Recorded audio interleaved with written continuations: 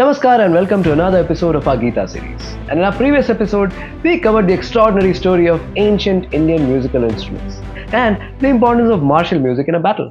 We saw how the entire Kaurav army is energized by the sounds of Bhishma Pitama's conch and the earth-shattering sounds of drums, trumpets and kettle drums. In today's episode, let's take a look at the 14th shlok or the 14th verse of the first chapter. ततः श्वेते हरिये युक्ते महति स्यन्दनः स्थितौ माधवः पाण्डवश्चैव दिव्यौ शङ्खौ प्रदद्मतु.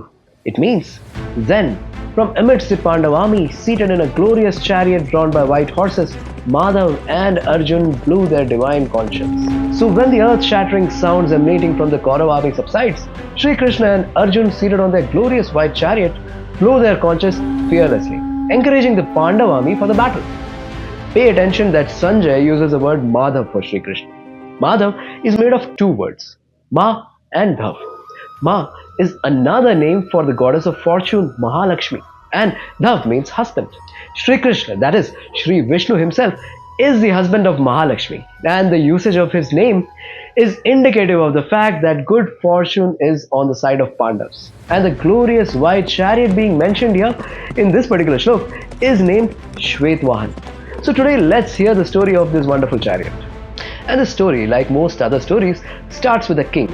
And this king is named Shvetaki, who was known for holding huge sacrifices or yajnas. He would constantly hold a stream of such sacrifices, and a time came when the Rutviks or the Brahmins grew tired of conducting them, and their eyes had become weak by constantly staring at the fire. After the last yajna, they moved away from the realm of Shvetaki. But the king was still not satisfied. He wanted to hold another yajna, a bigger one. But nobody was ready to be a Rutvik for it. The Brahmins advised the king to follow moderation and told Shvetaki that they needed to rest as even their eyes had grown tired. Shvetaki was not one to give up. He felt that now only Rudra could help him. So he prayed to Shiv, and when finally Shiv appeared before him, Shvetaki requested Rudra to conduct the yajna. But Shiv said that he would not conduct it himself, as it was the duty of Brahmins to do so.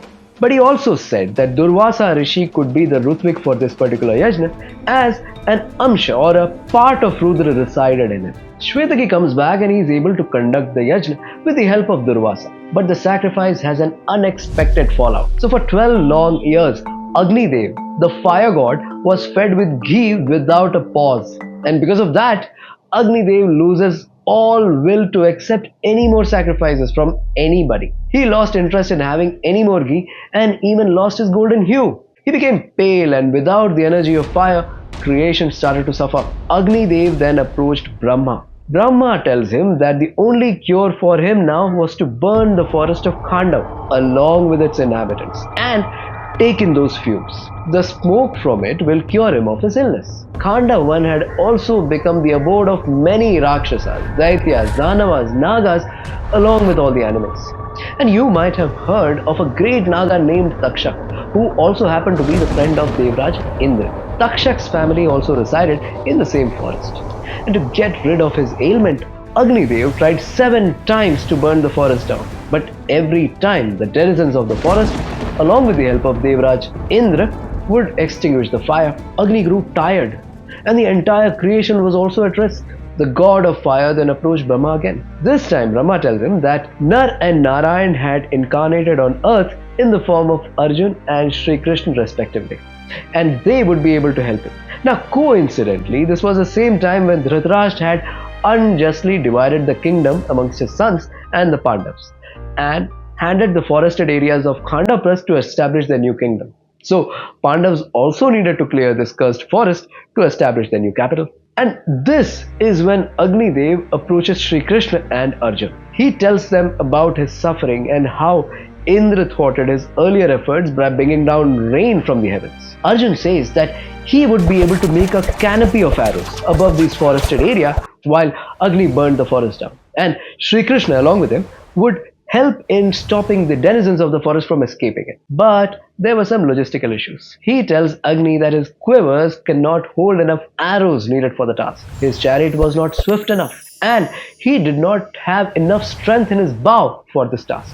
Upon hearing this, Agni Dev then summons Varun, the lord of water, who gifts Arjun with a pair of inexhaustible quivers, giving him unlimited arrows. He then gifts Arjun with the mighty bow Gandiv, and then finally gives him the white chariot, swift as a breeze, named Shvetvahan.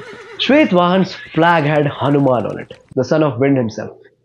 With the help of these newly acquired gifts and with the help of Sri Krishna himself, they burned the forest down along with all the inhabitants, thus not only curing Agni of his illness but also getting land for the construction of their new capital. Today, this great capital is known as the metropolis of Delhi.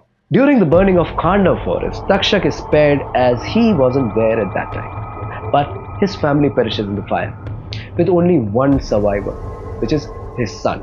This event also becomes the reason for the destruction of the Pandav line in future, but that story is for another day. During the burning, the chief architect of the Asuras, Mayasur, was also there, but Sri Krishna spares his life. In exchange, Mayasur builds the palace of illusions for the Pandavas, and it is the same palace where Duryodhan feels insulted when he fails to see through some of those illusions and ends up in embarrassing situations in front of Draupadi. That becomes one of the reasons why he decides to insult Draupadi later. I hope you enjoyed the 14th verse along with the story of how Arjun got his mighty chariot Shvetvahan, along with his bow Gandiv. See you in the next episode. Thank you and Jai Hind.